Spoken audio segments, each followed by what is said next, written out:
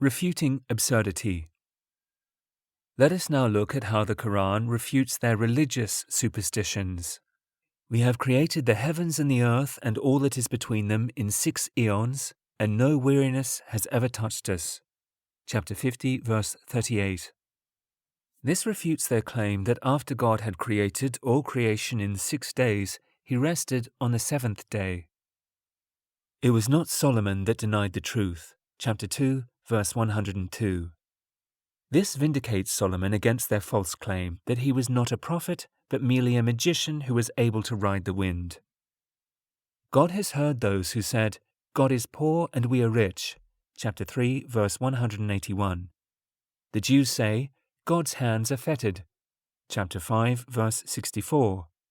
The Jews said, Ezra is a son of God, while the Christians said, Jesus is a son of God. Chapter 9, verse 30. The Jews and the Christians say, we are God's children and his beloved ones. Disbelievers are they who say, God is the Christ, son of Mary. Disbelievers are they who say, God is the third of a Trinity. Chapter 5, verse 18, 72 and 73. Say, people of earlier revelations, come to an equitable agreement between you and us, that we shall worship none but God, and that we shall associate no partners with him, and that we shall not take one another for lords beside God. Chapter 3, verse 64. Consider now how the Qur'an describes the faith of religious leaders at the time of its revelation, particularly those who were Christian. Elements of polytheism were so evident in their religion. Indeed, the illiterate Arabs noticed this and consoled themselves on account of their own polytheism. When the Son of Mary is set forth as an example, your own people raise an outcry on this score and say, which is better, our deities or he? Chapter 43, verse 57. They even use Jesus in their argument that the monotheism which the Qur'an advocates was an innovation without precedent in all religions. They said, never did we hear of a claim like this in any faith of latter days. Chapter 38, verse 7. In this, they are referring particularly to Christianity. Here is yet another series of offences which the Qur'an relates as their long chain of crimes. And so we punished them, for the breaking of their pledge, their disbelief in God's revelations, their killing of prophets against all right, and for their boast, our hearts are closed.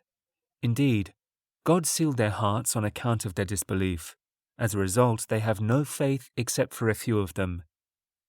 And for their disbelief and the monstrous calumny they utter against Mary and their boast, we have killed the Christ Jesus, son of Mary, God's messenger. They did not kill him, and neither did they crucify him, but it only seemed to them as if it had been so.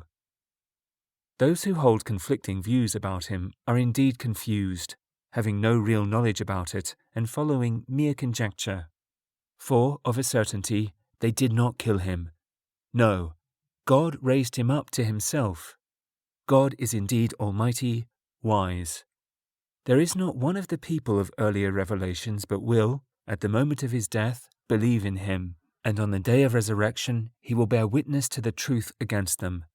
So, then, for the wrongdoing of the Jews did we forbid them some of the good things of life, which had been formerly allowed to them. And indeed, for their turning away often from God's path, and for their taking usury, although it had been forbidden to them, and their wrongful devouring of other people's property, we have prepared for the unbelievers among them grievous suffering. Chapter 4, verses 155 to 161. Do we see in all this a picture of teachers imparting their knowledge to the one who conveyed the Qur'an to mankind? Certainly not, for it is the reverse which is true. He is the one who teaches them and points out their errors and their poor knowledge. We do not deny that there were among them some scholars of rich knowledge, but those of them who were deeply rooted in knowledge declared their belief in the Qur'an and the Prophet who delivered it. None can bear witness between me and you as God does, and anyone who possesses knowledge of the revelations. Chapter 13, verse 43. Had they been his teachers, they would have believed in themselves instead of believing in him. We should also raise the question, Was the knowledge possessed by scholars available to anyone who sought it? On the contrary, they were so secretive about their knowledge that they guarded it more preciously than they did their own lives.